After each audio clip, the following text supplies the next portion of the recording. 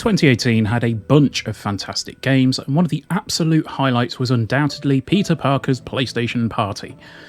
Well, it's 2022 now, and it's time to add another P to that alliterative list, with Insomniac's modern classic making its way to PC.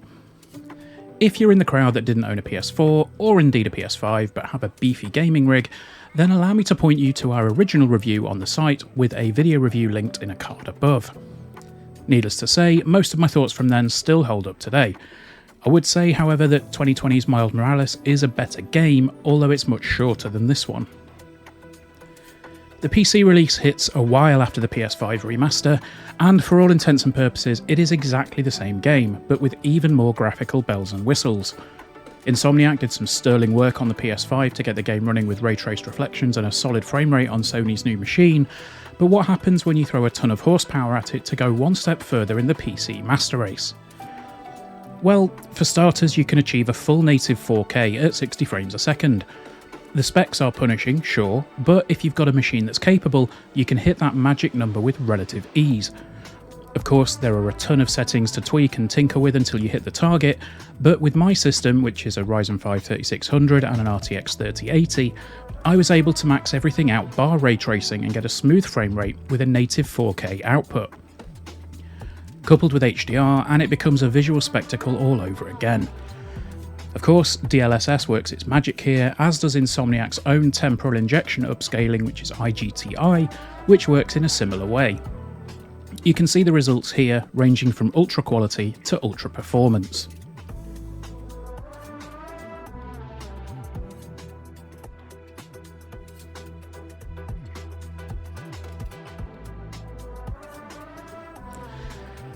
It's when you start flicking on the RT options that you'll really know that your system is flexing its muscles though. From my testing, it looks like the three options, which are medium, high and very high, primarily apply to the distances that are affected by the ray tracing. Of course, you'll be able to recreate that moment in the amazing Spider-Man where you leap toward a window and see your own reflection, but unless you turn on very high, you'll notice cars popping out of view in mirrored surfaces. The big problem here is that it is a huge resource hog. I suspect that part of the problem may be that I'm CPU bound in some instances, as even dropping down to 1080p from 4K shows a big dip in frame rates at times. Of course, this could be that the game is simply far too demanding for all but the most expensive of cards on the market right now.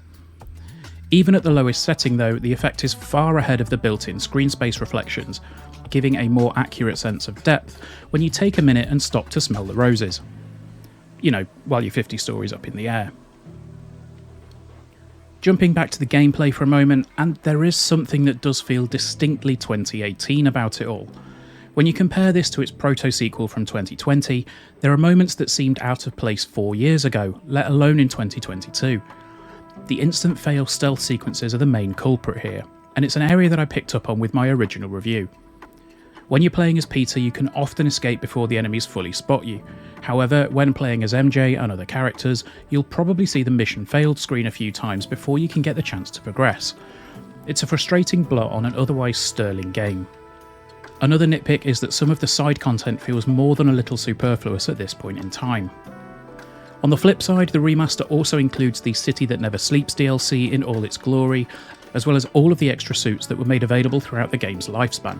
So yes, you can play through the entirety of the game in Tobey Maguire's suit if you see fit. With all that being said, there is one thing that makes this remaster suddenly seem like a bit of a miracle. Enter the Steam Deck. Valve's handheld PC is making waves in the hardware space right now, and rightly so, as it's a phenomenal piece of kit. When I got the email to confirm that the latest build was deck compatible, we jumped at the chance to get it installed and give it a go. And honestly, it's incredible. You're not going to get 60 frames a second with everything maxed out, let's just put that out there, but what you do get is a remarkably playable version of one of the PS4's crowning achievements. In your hands. On the go. Performance ranges from 30 to 60 frames a second as you play through, but we never really saw it dip below 30 during our testing. The only time it did was when we pushed it to 1080p. You can cap the frame rate if you want to avoid the fluctuations, but even with the limiter being applied, it's a simply ridiculous proposition. Of course, it may tank your battery if you do decide to play it on the bus, but what a world we live in where this is a viable prospect, when 4 short years ago, this was causing people's PS4s to sound like jet engines. So there we have it. It's Spider-Man, but it's on PC. At this point, I've played through the game 3 or 4 times now, and it's still an absolute riot.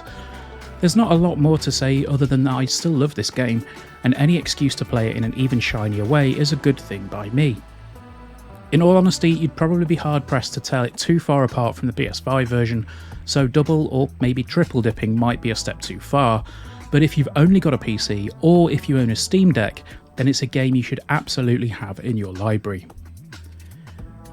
Thanks for watching, guys. If you've enjoyed the video, please do drop us a like, leave us a comment down below, get subscribed to the channel, and all of that good stuff, because we're going to have plenty more content coming very soon. Alright, take care. Bye bye.